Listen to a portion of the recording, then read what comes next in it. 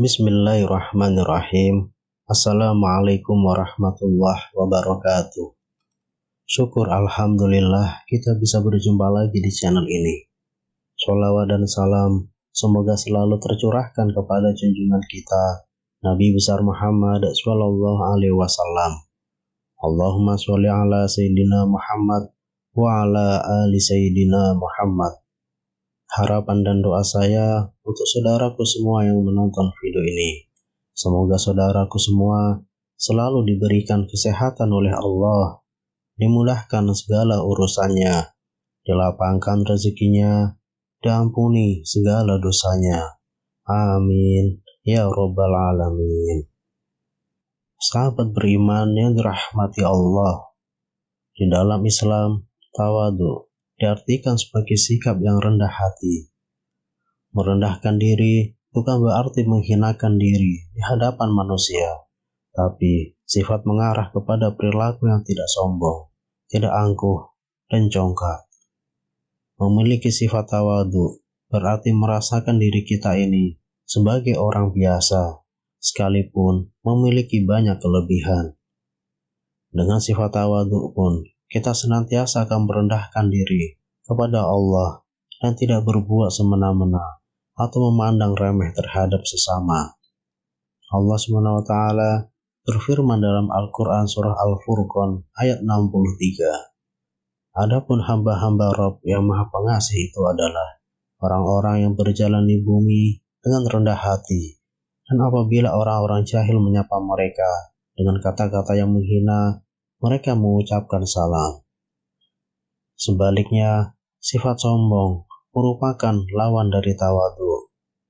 Perumpamaan orang yang memiliki sifat sombong terlihat sebagai orang yang selalu meninggikan badannya untuk menggapai bangunan yang lebih tinggi. Sebagaimana dalam firman Allah Subhanahu wa Ta'ala dalam surah Al-Isra ayat 37.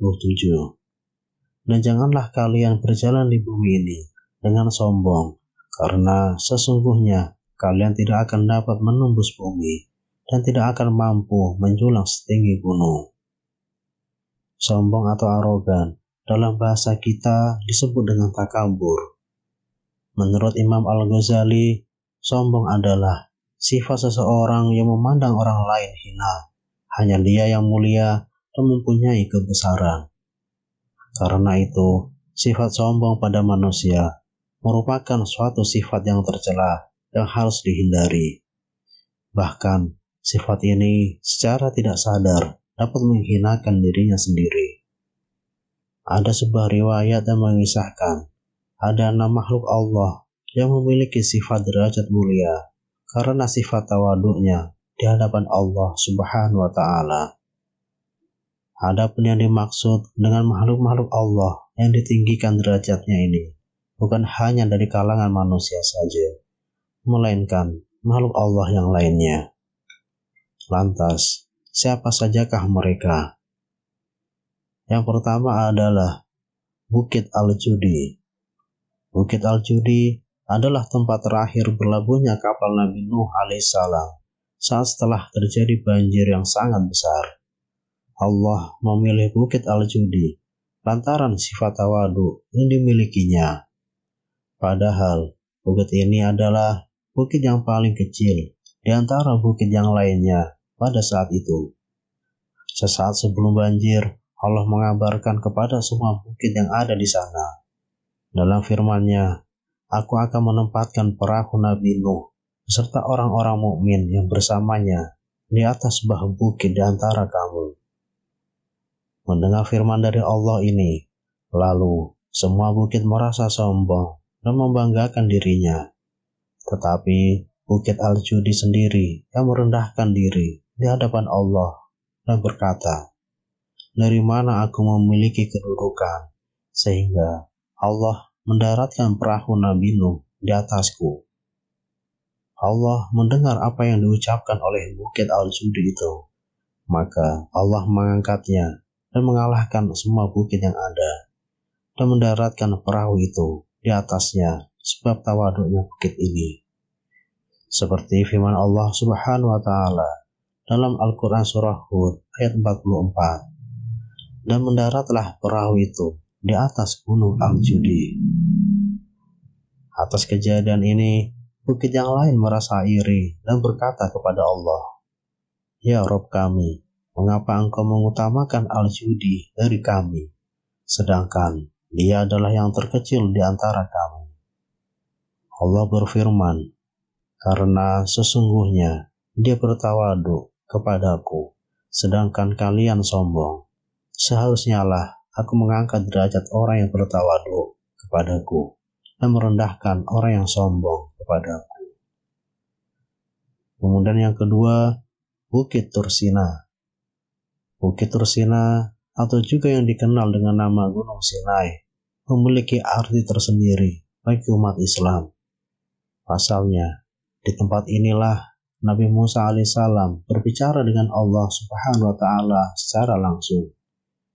Begitu istimewanya tempat tersebut, sampai-sampai dalam surah At-Tin, Allah Subhanahu wa taala berfirman, "Demi buah tin dan zaitun, demi bukit Tursina, dan demi negeri yang aman ini." Terpilihnya Bukit Tursina sebagai pertemuan Allah dan Nabi Musa secara langsung ialah sifat tawadu yang dimiliki oleh bukit ini.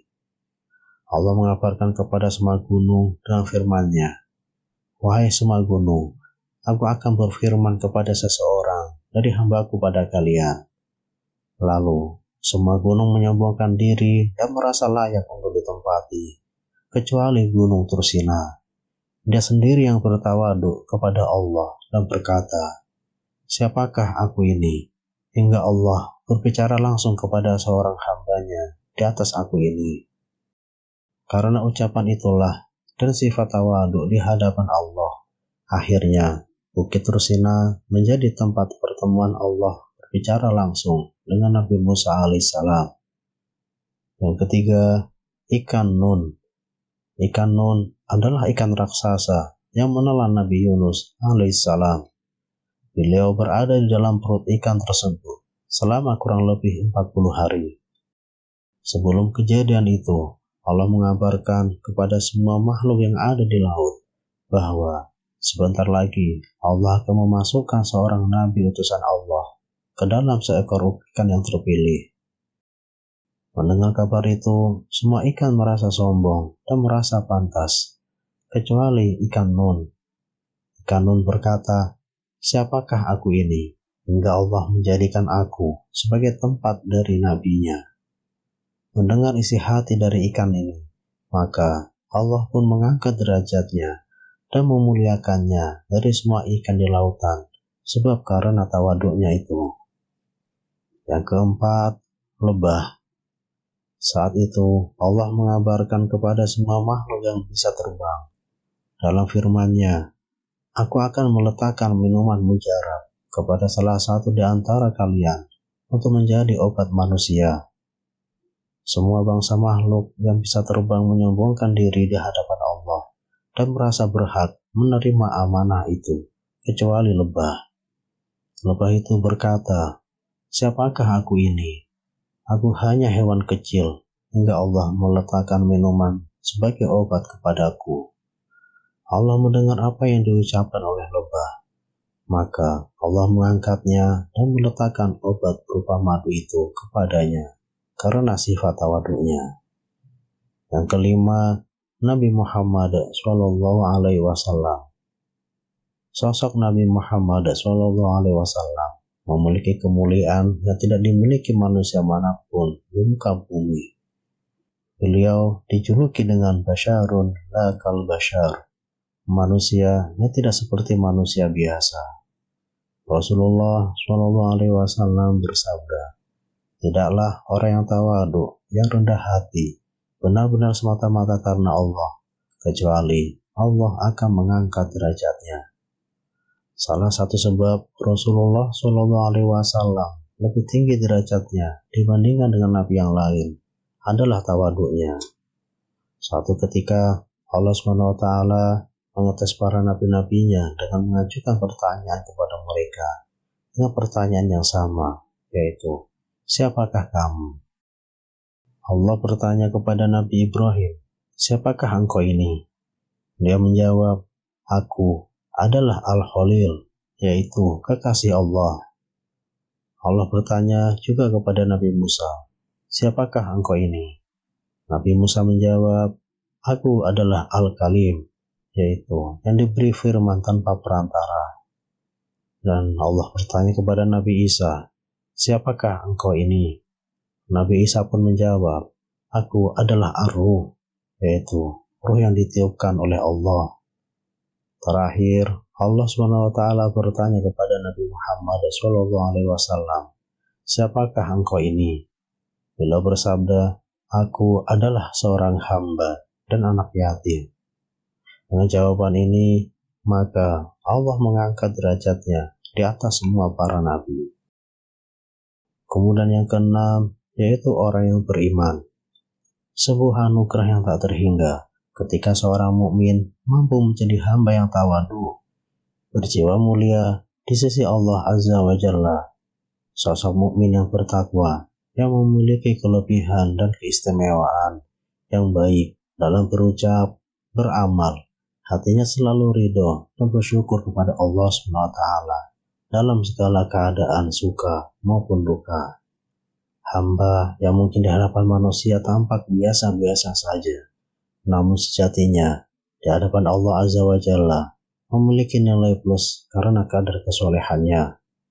Seorang mukmin yang tawadu akan mendapatkan posisi tinggi di hadapan Allah Subhanahu wa Ta'ala dibandingkan dengan manusia yang lainnya. Sahabat beriman yang dirahmati Allah, itulah 6 makhluk Allah yang derajatnya tinggi karena merendahkan dirinya di hadapan Allah. Semoga kita semua bisa mengambil hikmah dan pelajaran dari kisah singkat ini. Wallahu a'lam. Demikian yang bisa saya bagikan. Semoga bermanfaat untuk kita semua.